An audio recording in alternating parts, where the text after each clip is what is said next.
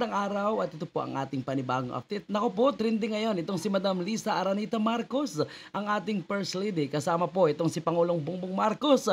Hindi sa kabutihan, kabaitan, pagtulong, kundi yung kanyang pag-shot-shot, tagay pa more sa loob ng Malacanang. Nakuha po kasi ng video mga kababayan kung paano niya inagaw ang baso ni Senator Chis Escudero at isa pang congressman or kung sino man yon na pareho niyang itinagay mga kababayan. At pagkatapos niyang itinagay, abay, pinahawakan po kay Senator Chis Escudero na para bang isang katulong niya lang, Yaya Bells.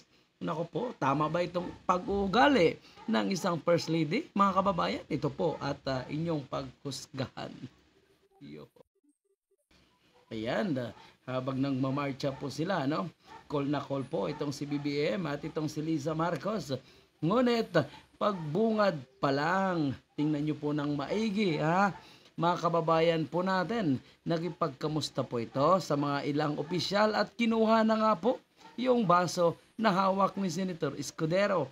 At napatawa na lang itong kanyang asawa na si Bonget at agad kinuha pa ang isang baso mga kababayan at itinungga rin ang tanong, ininom kaya ni Chis Escudero yung baso na ininuman ni Liza Marcos?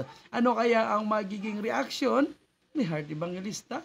Naku po, kung ininom niya baka mga kababayan po natin, ano kaya ang magiging reaksyon ni Heart Evangelista na malamang po ay nasa event din. Dahil ito ay mukhang pagsasalo-salo ng ilang opisyal ng ating gobyerno at ilang mga important person. Important person. No, no, no, no. Mga elitista, mga oligarki, yung pagtitipon na yan mga kababayan po natin.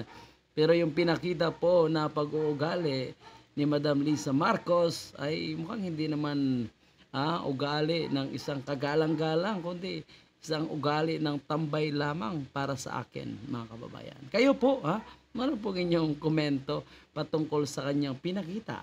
Ito ba ay patunay na totoo po at buminggo itong si Maharlika sa kanyang mga expose at sinasabing si Lisa Marcos daw ay isang lasinggera? Yun ang madalas na binabanggit ni Maharlika. Ngunit sa pagkakataong ito, nakita po natin na talagang mukhang mahilig uminom itong si Lisa Marcos. Mga kababayan, comment na po para sa inyong personal na komento, opinion.